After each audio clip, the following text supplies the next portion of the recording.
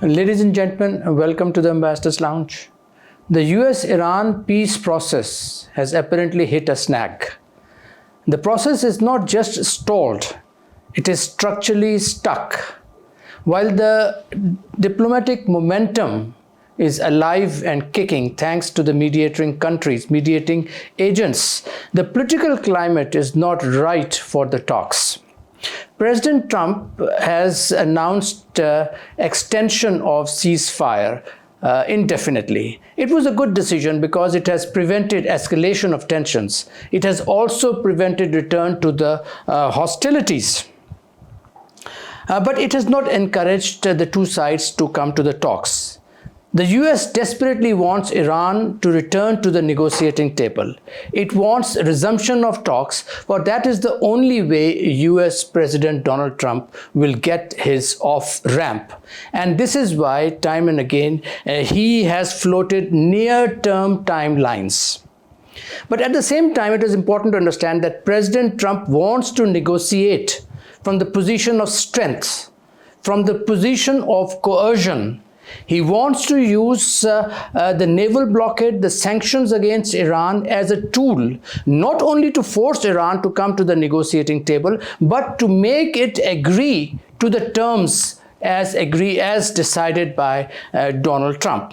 And you must have noticed, ladies and gentlemen, of late that, in fact, it is the second Iranian vessel which US Navy has apprehended, and this is vitiating the atmosphere there.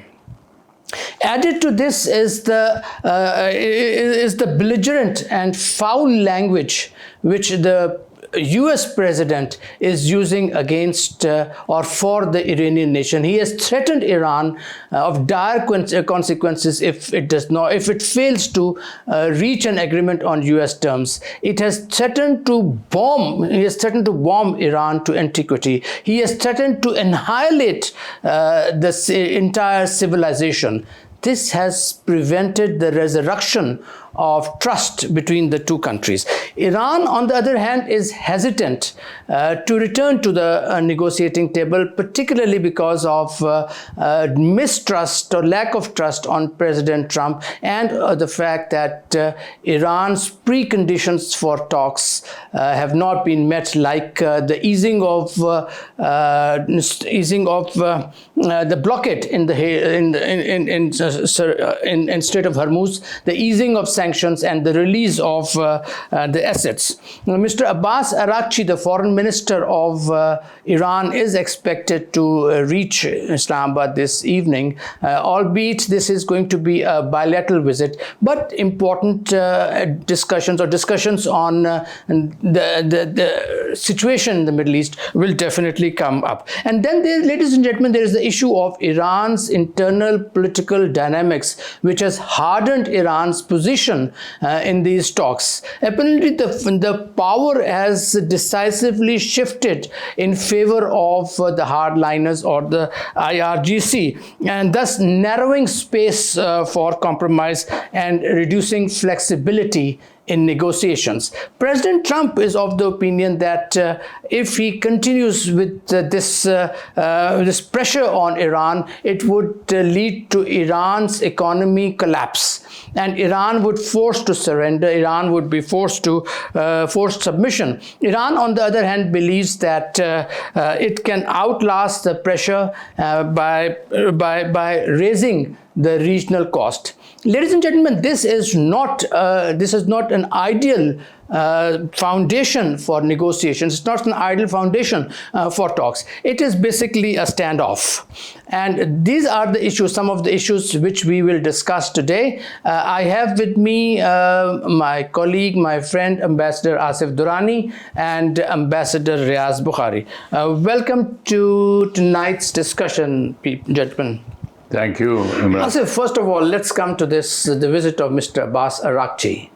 What do you have for us? I think it is a positive development. Immediately, my reaction is that we were holding our breath that whether something would happen or not. You have seen that Islamabad is under siege for the past at least 5-6 days. and going to the red zone has become a nightmare. But one can endure this pain if it leads to some positive results. I think it's a small ice-breaking exercise that Arachi has agreed to come to Pakistan, even if it is bilateral. However, this bilateral would not be. Arachi has been here so many times. So here, I think everyone is going to read it in the context of Iran-America war. So in that context, if you read that, I think, and since we all know that even while American and Iranian delegations are not here, they have been talking to each other through Pakistan. And that dialogue continues. So I'm sure there are some points where they have, thrashed out differences, and they may come to an agreement. But whether they would be able to announce it, that is doubtful, because if the political level is not attending, Arachi is not considered to be a political level at this stage. Otherwise, he is a foreign minister, so he is very much political. Okay. But but here, let me add. Had this been J.D. Vance and Ghalibaf, then the level would have been raised. Definitely. And then in that context, I think it would have given more weightage to whatever is happening. But something is better than nothing. And it is important that this dialogue is, and this visit is taking place, because American team is also expected. But that is logistical team, that is security team. No. Here, let me correct you. Yes, Mm-hmm. The Americans are also coming, and they are the political side. But at the same time, of course, the level is not J.D. Vance's. It is down below. Yes? Yeah, I agree with Asif, but I would like to add, certain developments which has taken place during the last, 2 to 3 days. If you look into the statements and the social media, messages of President Trump, he clearly stated in his last, message that on Friday there would be some positive development. No doubt we did not receive any information yesterday, but today through Iranian media, we got the information, the foreign minister of Iran would be undertaking 3 nations tour. First leg is obviously Pakistan, Oman, and then Russia. But, then it was said that he is coming on a bilateral visit, which I don't believe it is a bilateral visit. Because everybody knows, what is happening behind the scene. It is, the Iran-U.S. talks, second round of negotiations, which Islamabad is waiting for the last almost 1 week, as mentioned by Asif. Half of Islamabad is strict under security control, and the movement is totally restricted. Even intercity, movement is restricted. We are facing some, logistic issues, supply chain issues in Islamabad. So it is very important that some sort of negotiations take place in Islamabad, so that, the shop which we decorated, which we opened, should be closed for the time being. We need, and President Trump needs an off-ramp. But Riaz, he is coming there. Does he have a carte blanche to sign some sort of an agreement? You said that there should be some agreement. For agreement, you need interlocutors. At the moment, despite what Asif said, I don't see agreement. I said negotiations. I don't see any interlocutors here, right, at the moment. So, is he carrying some sort of a message? Could you explain that? No, obviously, the only day before yesterday, a senior official from Iran called on the Prime Minister. Obviously, the ambassador based in Islamabad. Obviously, when he was calling on the Prime Minister, he was conveying something. So a lot of messages are being exchanged, amongst 3 capitals: Islamabad, Tehran, and Washington. And we don't know exactly what is happening these days. So I cannot, speculate that they are going to conclude some MOU or a framework agreement. If it could be, some MOU as well, but I don't know. But for a framework agreement, you are expecting some higher official. If he is carrying an agreement, if he is carrying some sort of a message, what sort of a message do you think, Asif, he would be carrying? And from whom? Imran, before I answer your specific query, what Riaz has said with regard to the negotiations, those negotiations were already on. And so it is just not, the visit would only give, you can say, added impetus to what is happening. And those, in this day and age, conveying message is not difficult. And that has been happening. I think this is very well said, that this visit would give an impetus to the talks, be it indirect talks that are taking place, and they're definitely taking place. There's no doubt about that. So it gives an impetus to that. It gives from the Iranian side, it gives seriousness. It gives the impression of seriousness. Yes, correct. Please continue. So this is what, and then there were doubts about at all it would take place, but I think give credit to President Trump. He talked about Friday. Yeah. That something will happen on Friday. And this is something which you are expecting. It's just not Arachi. Arachi, well, we got the confirmation. And it was first, let me tell you that it was Al Arabiya, where I was sitting. Okay. And the first news was broken there. And then subsequently, and I'm talking of around 4:15 in the afternoon. So, and then afterwards, then you have seen everywhere in the channels. So, and then on the American side, they are already there. They actually, when you refer to the technical teams and all that, Americans have been, in fact, in position for a long time. Iranians had to prepare their position.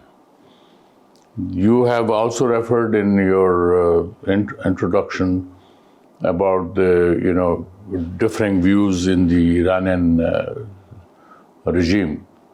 But at the same time, I think Iranian way of tackling with their interlocutors is also slightly different. Mm-hmm. They believe in marathon. Yes, if you remember, the JCPOA took 18 months.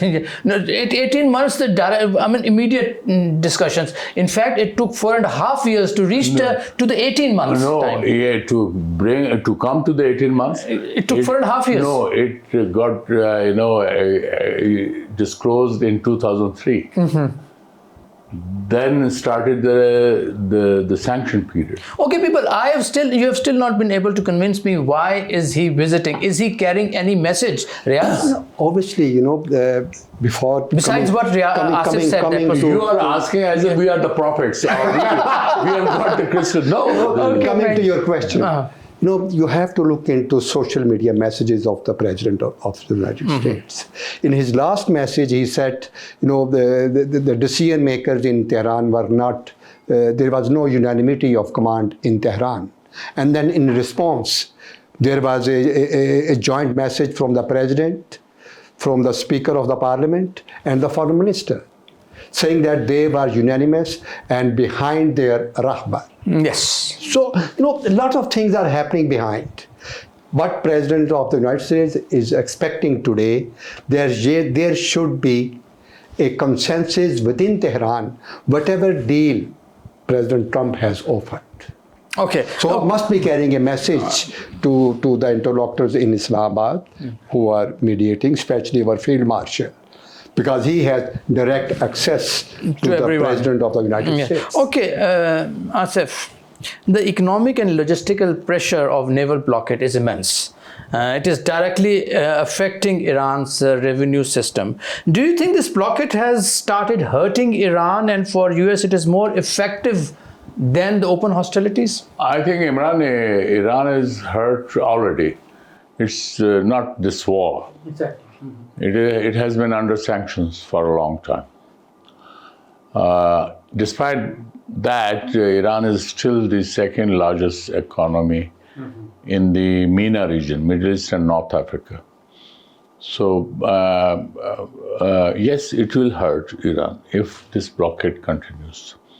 And there's a message for the Iranians also that I think they should now talk something not rational. They have been rational people, they have been pragmatic people, but now they have to look at their national interests, and their national interests lie that if it damages their sole means of livelihood or earning, and which is energy, both oil and gas, if that is damaged, what will happen? So this should be learned by, and prudence demands that they should keep their powder dry. And prudence demands that they may be hardliners, they may be moderates. But right now, in this challenge, they should be happy that the United States has failed to occupy a single inch of their territory. They should be happy that Israel failed to dictate its terms. So here, this is my personal view, that whatever they have done they can continue. They have they can sustain the pain inflicted by the Americans. Asif, you're right that the resilience architecture which Iran has developed over 4 decades, it is there, and it is because of this architecture that they have been able to sustain the onslaught, Israeli onslaught and the American onslaught. But now, mate, it's a different ball game. The naval blockade is affecting Iran, is losing about $435,000 US dollars per day on account of this blockade. And then there is a danger that that infrastructure would be irreparably damaged. Imran, it is close to $500 million per day. Okay. That is the loss. And what about the permanent damage to the infrastructure? Infrastructure, yes. That is another thing which they should look for the posterity, whether they want to do that for their coming generations. So that's why I said prudence demands that they, for the time being, perhaps, and they are not going to be rated as if they have surrendered. It's not the case. It's change of their tactics. So, do you think, Riaz, that American change of strategy, that instead of open hostility, they have resorted to this naval blockade, is it more effective? Yeah, the sanctions and blockade. In the history, these tools have really hurt the targeted countries. If someone says that, the sanctions will not hurt Iran, I think he is not giving the right advice to the rulers or decision makers in Tehran. But again, why blockade has been imposed? Because the original countries, particularly the GCC countries, who suffered at the hands of Tehran during the last 40-45 days, their oil infrastructure have been damaged. So they thought, and they advised the US president, while these countries were still repairing their infrastructure, why Iran should be allowed to export oil to the rest of the world. So I think this decision was taken under pressure from US allies in the Gulf. So how it will affect Tehran, I think $500 million a day is a huge. So, Riaz, will this situation harden Iran's position in negotiations? Obviously, it will harden, but I think, as somebody said, that this is an opportunity for regime in Tehran to look into their national interest and agree on a pragmatic deal for the time being, and look for the other day to settle their long-term interests. Asif? Imran, I would tackle this in a different way. That President Trump has claimed that he has changed the regime. So now it is regime's turn to prove its mettle and its capabilities. And how they tackle this challenge, I think this is also an opportunity. And they can, I think, lessen the tensions. It's lessening the tensions doesn't mean surrender. As I said earlier, that America has failed to make Iran surrender. Israel has failed to make Iran surrender. So I think now prudence demands, again, I'm sorry, I'm repeating myself. They have the opportunity actually to save Iran, one.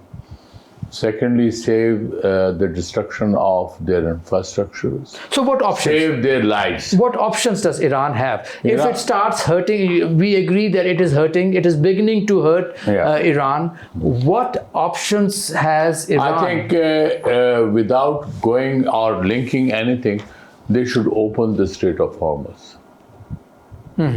They should lift restrictions on Strait of Which Hormuz. would automatically mean that U.S. will remove the blockade. I mean, whether they'll have to. Otherwise, then it would be a sheer aggression. But Asif, again, when the field marshal was in Tehran, Tehran, announced opening of the Strait of Hormuz. We will come to that. Let me add, because Iran is you can say, part of the region. Yes, it is. United States is not. Yes. So is Israel. They are not. So Iran will have an upper hand in any case. Okay. Even if it lifts the sanctions, these restrictions on the Strait of Hormuz, Iran is a reality. Iran enjoys the geographical advantage. There's no denying the fact that Iran is a reality. There's no denying the fact that Iran will stay there for another 1,000, 2,000, 3,000 years. But the fact is that U.S. naval blockade has really affected Iran. It is beginning to hurt Iran, and Iran needs to change its strategy. Now, Riaz, everyone is talking on core issue, and which divides the position of the two countries. That is the nuclear restraint, then there's Strait of Hormuz, then there's sanctions, etc. What is being overlooked is the absence of confidence, absence of trust between the two countries. Now, how can the two countries reach any sort of agreement without any trust? Iran is definitely, and it has a reason not to trust the US, not to trust what President Trump says. Iran, the narrative is that whenever they conduct negotiations with the United States and they reach closer to the agreement, and then they leave for the next session to be held after a week, and when they meet again for the second or third or fourth session, the US always come back with a new goalpost, with additional agenda items. And that has created problems, in fact. That has created trust deficit between the two countries. That is why, the Iranian leadership has always asked that US has to deliver on the assurances, on the promises they made during the last negotiation, round. When they met in Islamabad, obviously everybody thought that they were very close to the agreement. The party which left the negotiation tables, it was not Tehran. Okay, Asif. Now, as he amplified the fact that there's lack of trust, and this is everything about leverage. What we are seeing in this crisis is everything about leverage. Iran has a certain degree of leverage. US has a certain degree of leverage. And both the sides have certain amount of leverage over each other. Now, in this scenario, how effective is the mediatory process or peace process? I mean, mate, it's a standoff between the two countries. It is indeed. And I think as a mediator, Pakistan must have been exhausted. There's no doubt about it. And I think this is perhaps the untiring efforts of Pakistan as as a mediator that now it has culminated into Arachi's arrival to Pakistan. And so is the American delegation. Yes. So, and I think, in my personal view, I think already they have reached to an understanding, these Americans and Iranians, to a greater extent. What belief is, I stand corrected, that it is actually Israel which is a spoiler. And I'm not sure that what Israeli advice is to the Americans, and which always, in fact, delays the process. You have made 2 points here, mate. One, you said they have apparently reached an understanding. What do you mean by that? What sort of understanding? On issues, listen, on a nuclear issue, by and large, they have reached an understanding.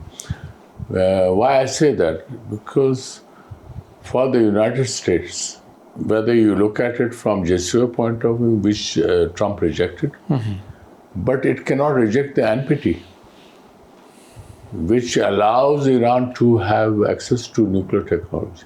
But here, what America is insisting is that you will not touch this technology. I mean, this is nonsensical. You are, in fact... So it is nonsensical. It is nonsensical. Listen, so what sort of an agreement could be reached you are there? denying the existence of Absolutely NPT. correct. Absolutely correct. So you are not living in the Herculean age. So in this scenario, what sort of an agreement they would have? No, this is what America, cannot have the cake and eat it. But they're having it. No, and they're eating it. They will not. If they do not, then there will be no agreement. So there will be death and destruction. More death and destruction. For Iran. Both, for the United States also. Now, don't forget that in the United States, aircraft carriers are still vulnerable to Iranian missiles. Don't forget that. Iranians have not exercised that right. Yes. Yeah, nuclear issue, obviously this is under discussion since long. JCPOA plus talks, it is still ongoing. And there have been, reports that perhaps IAEA has some sort of option available in the form of nuclear, fuel bank. Nuclear fuel what? Fuel bank. Okay. I don't know what it is, but that option is available. Perhaps Asif knows. No, IAEA is already a repository of fuel Yes, bank. it is. It is. That IAEA should take over, and there would be some mechanism to handle this issue. And then there are also news that Pakistan is also working with China to present a joint paper on this issue to Iran.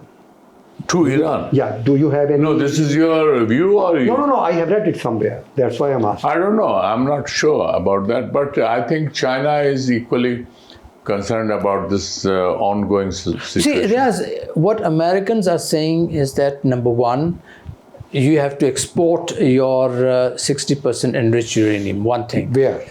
To US. Second thing, they are saying you will dismantle, decommission your nuclear plants. You will not produce, you will not enrich uranium to any extent.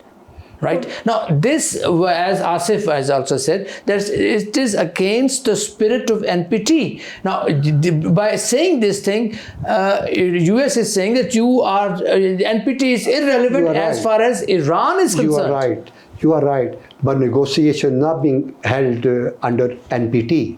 It is NPT plus. Again.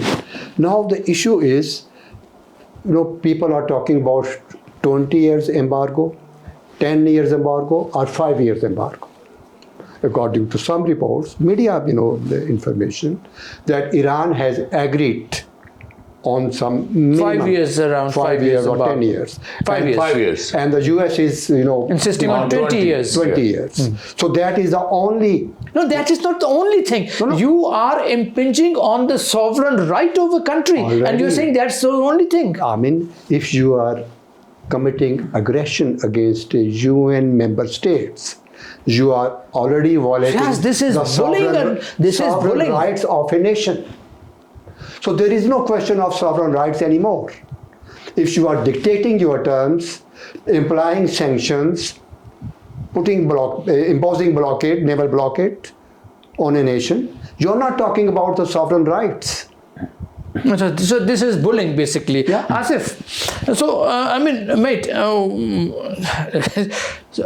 mean, we are underestimating the power of diplomacy here now. In fact, we are not believing in diplomacy. Everything is bullying. What the American wants, what the superpower wants, it's bullying. And this, do you think that this is a signature that there will be more hostilities?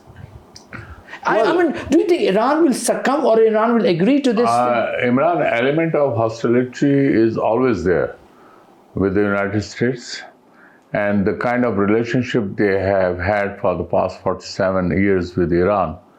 So you should not be surprised. And for the first time, I think, the United States has attacked Iran. Mm-hmm. So in such a situation, what options United States have against Iran? They have exhausted maximum options against it. And then Iran has also displayed its resilience. So it's a stalemate. Here we are talking about this resumption of dialogue, or whatever dialogue which will take place, say through Pakistan. Arachi is coming. This is a resumption process. Taking where, God knows, but at the same time, but it's the right step in the right direction. In the right direction. Yeah. Okay, Riaz, how are Iran's internal dynamics affecting Iran's position in this peace negotiation? I mean, as I mentioned earlier, President Trump's social media message. I'm talking about Iran's internal dynamics. Yeah, or of division within liberals or conservatives, or and then in return, a joint statement by 3 important office holders from Tehran. Obviously, in every country, you have different, the power bases. They have their own opinion. But the consensus is that the Revolutionary Guards are dictating their terms. Ideological base of the Iranian Revolution is protected and advanced, promoted by the Revolutionary Guards. And they are basically the protector of the state of revolutionary Tehran. So everybody will have to come back to them to seek their consent before entering into any negotiation. Yeah, Asif? What Riaz has said, that is the classic definition of Iranian revolution. Mm-hmm. But over the decades, they have evolved, and they have evolved in a much organized manner. You recall that the 8 years war with Iraq, where United States was behind Saddam Hussein, the entire Gulf states were behind the United States, and Iraq fought alone. Iran fought alone, and it made Saddam Hussein to succumb. And then Iranians actually, they in fact reclaimed their territory. Yes, they did. In a matter of a year and a half. Why Ayatollah Montazeri fell from grace, otherwise he was heir apparent to Ayatollah Khomeini, was that he said, once you have recaptured your territory, you stop the war. But Khomeini continued that you have to declare Iraq as an aggressor. Mm-hmm. That was the issue. And then OIC reconciliatory missions also failed. Mm-hmm. Here, what I'm trying to say is that from that onwards, the Walayat-e-Faqih, or the supreme leader, has got the final authority. He does. Mm-hmm. And to which no one has defied, irrespective whether IRGC, whether presidential office, judiciary, or parliament. So that is there. Walayat-e-Faqih is there. Yes, for the internal debate, they have hardliners and they have moderates. That is there from political point of view. But Asif, let me tell you. But when it comes to fighting the foreigners, others, aliens, they are one. They are the two sides of the same coin. Don't forget.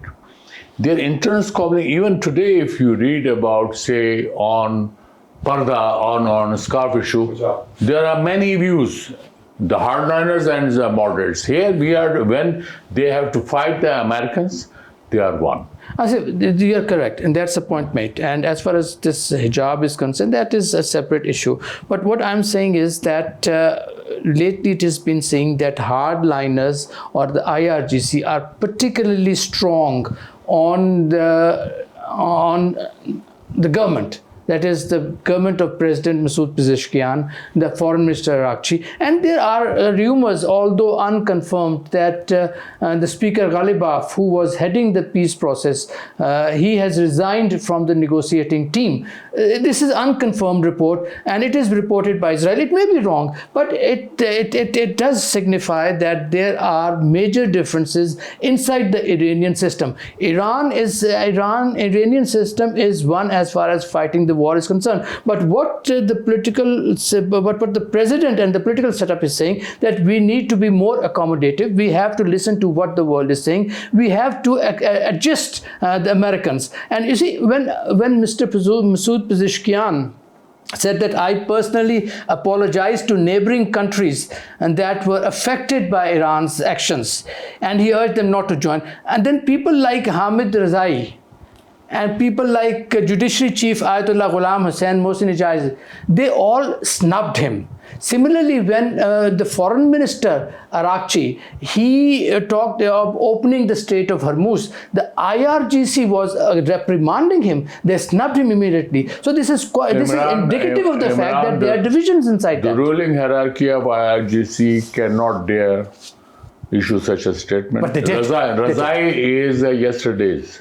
No, Rezai is a MPA, so I'm not talking about... Forget about MPA. I don't give any importance to an MPA.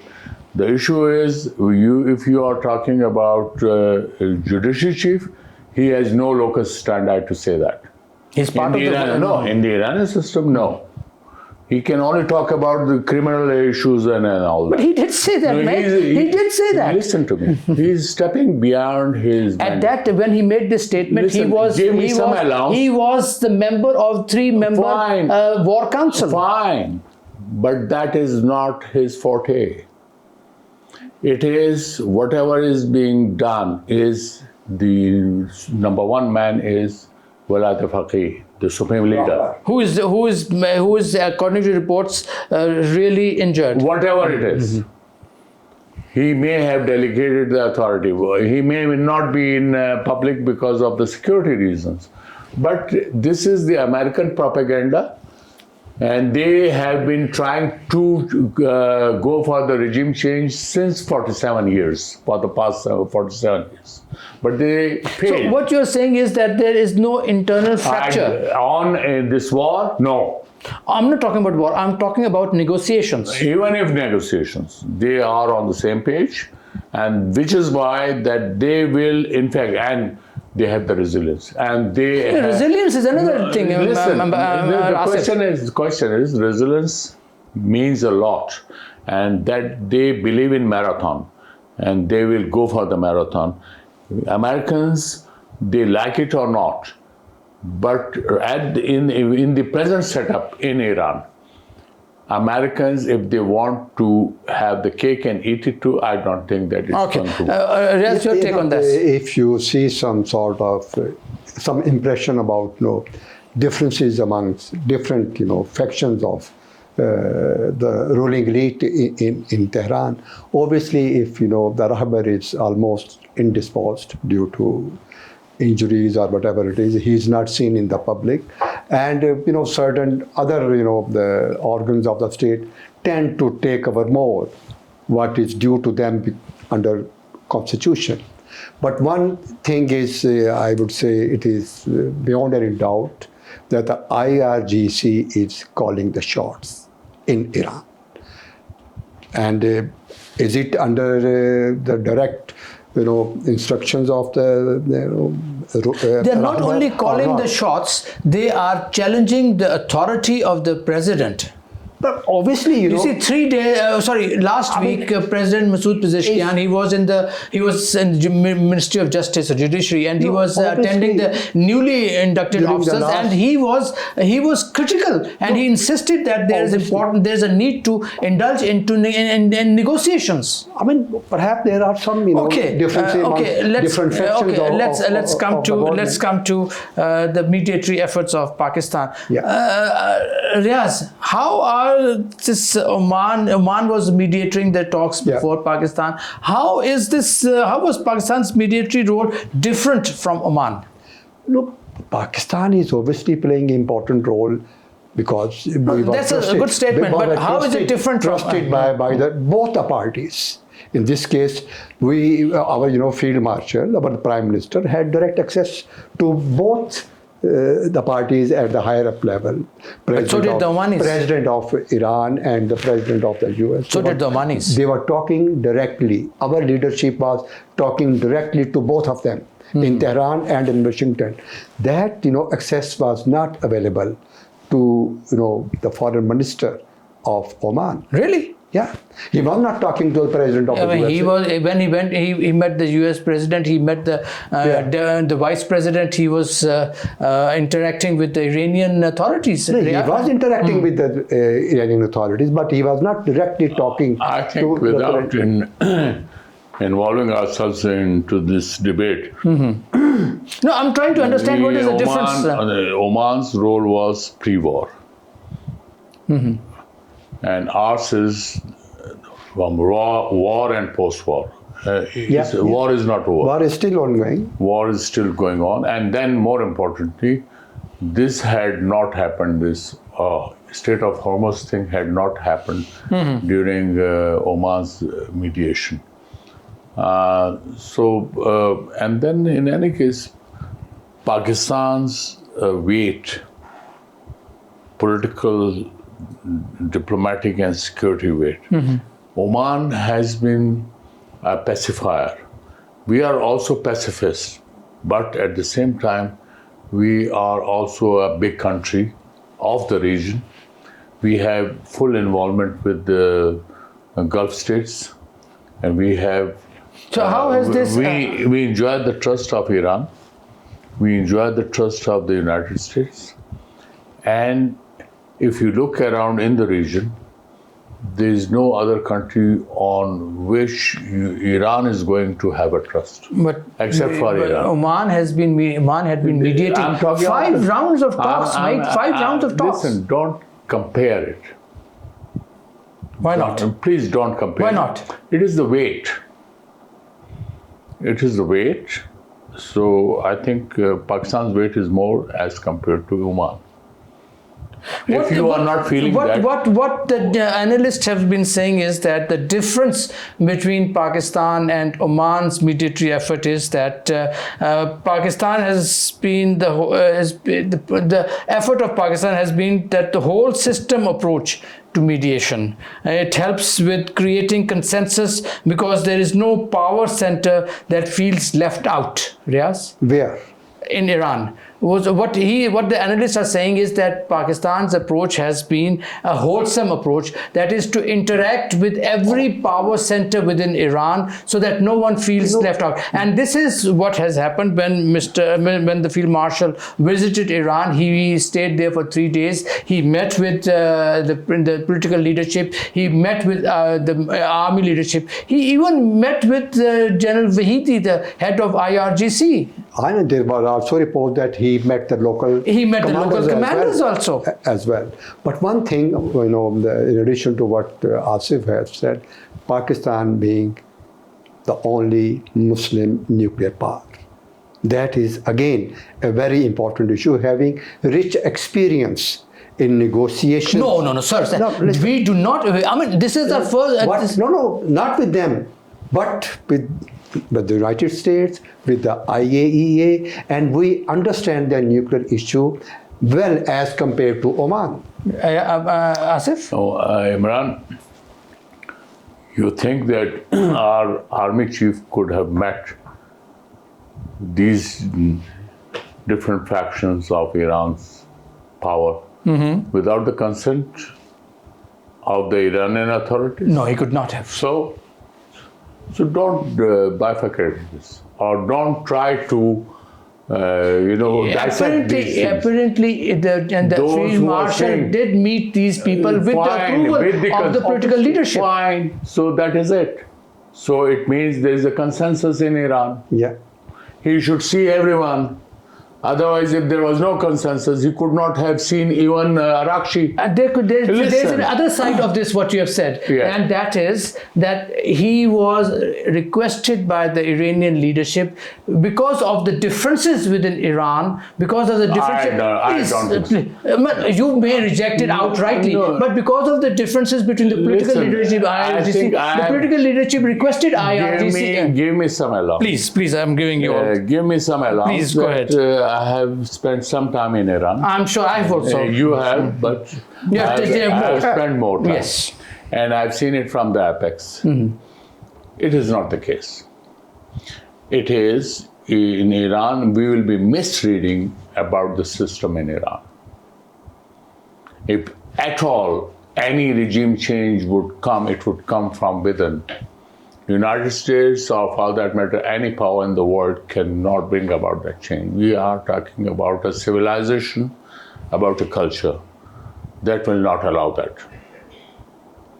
So I think let's give the due to Iran what is due for the Iranian culture. We are talking for about the its regime, civilization. right? We are talking for about. its, no, regime is part of the civilization. No, it's not.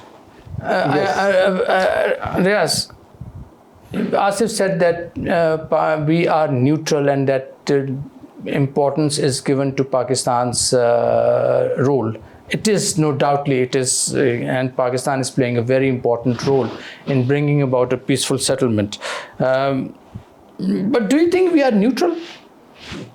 Why we are not neutral? Why you are asking? I will tell you. Why you are asking Yes, this I will question? tell you. First of all, we have a special relationship with U.S. We have with the crypto ventures. We have with the U.S. and then we have special relationship with the Saudis as and the defense agreement. So, keeping in view all these things, are we still neutral? Can't we be neutral? I'm asking you the question, mate. I'm asking you the question. I'm putting you the counter question. Okay, I believe. Yeah, you please answer.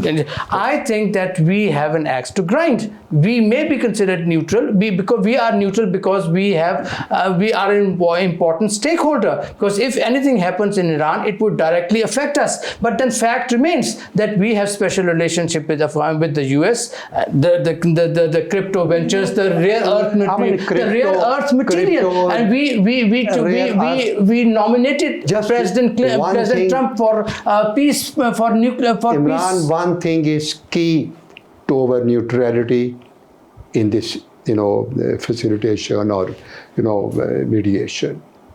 We cannot afford to have war-like situation in the region. We cannot. It is very important for our own economic development. Yes. Number one. Our relationship with the GCC countries, particularly with Saudi Arabia and UAE or Kuwait or Qatar or Oman, we have maintained our traditional relationship with these countries since long, right? And a huge number of our expatriate community, they are resident there, a big source of our remittances, which are very important for our economy.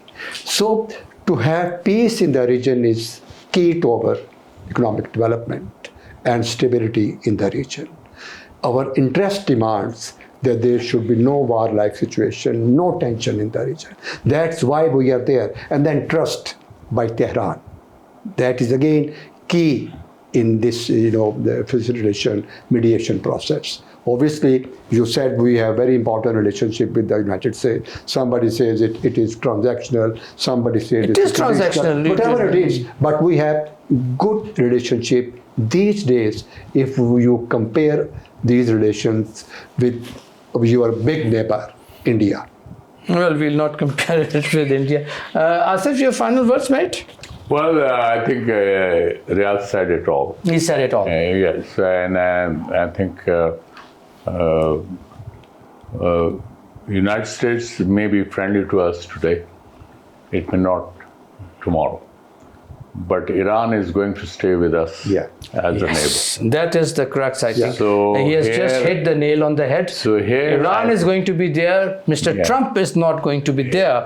Ladies and gentlemen, very lively discussion. And the decision of President Donald Trump to extend ceasefire, no doubt, was a very positive decision.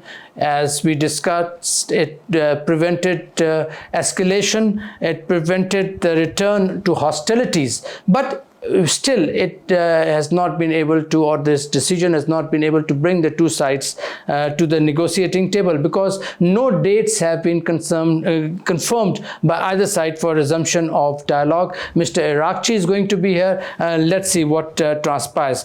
Concomitantly, Mr. Trump or the Americans are increasing their naval presence or the troop presence inside in the region. The USS George H.W. Bush has been deployed in the region. This is in addition to USS Gerald Ford and USS Abraham Lincoln, which are already in the region.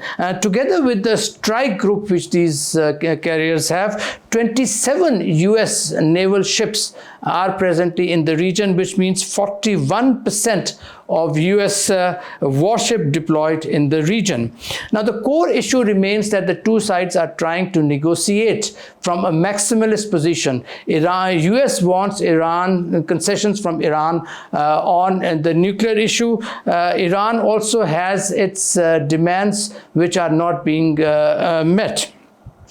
And US, for President Donald Trump, it is important that he gets an off-ramp, that he emerges as victorious, that the posterity does not remember him as a president which backed off, who backed off and who without extracting concessions. Iranian regime is in no mood to bow down to the US pressure. Now, ladies and gentlemen, having said this, for the bilateral talks to resume, it is important that proper environment is created, and this environment entails that, number one, the tensions between the two countries are reduced, and this would mean reducing the tensions in the Strait of Hormuz, and then there should be a shared understanding between the two countries of what the negotiations or what the talks would entail. Even if it is a limited agenda,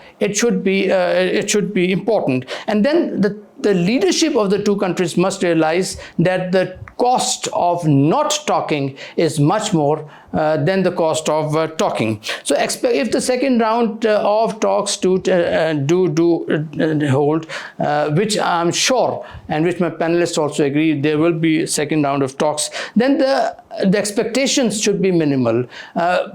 Second round may not be able to achieve a comprehensive deal which the US president wants. There would be minimum achievements, and the realistic outcome could be de-escalation in the Strait of Hormuz, de-escalation both on part of the Americans and de-escalation on part of the Iranians. Both would have to reduce or ease the blockade, and then there would be reversible sanction relief for the Iranians. And steps have to be taken to release the frozen assets of Iran. On part of Iran, there would be a requirement to respect what the US wants as far as its nuclear program is concerned. And then there is a commitment from both sides to continue the dialogue. These steps, ladies and gentlemen, would allow both sides to claim diplomatic victory without giving irreversible concessions. Gaps between US and Iran are wide, they are deep, and they are rooted in mistrust and conflicting priorities. Ladies and gentlemen, diplomacy does not work in leaps and bounds. It works in small steps, and any small step which the two sides can take would be a real progress in creating a better environment for bilateral talks. Thank you for watching our Ambassadors Lounge. Please subscribe to our channel, and we'll be back.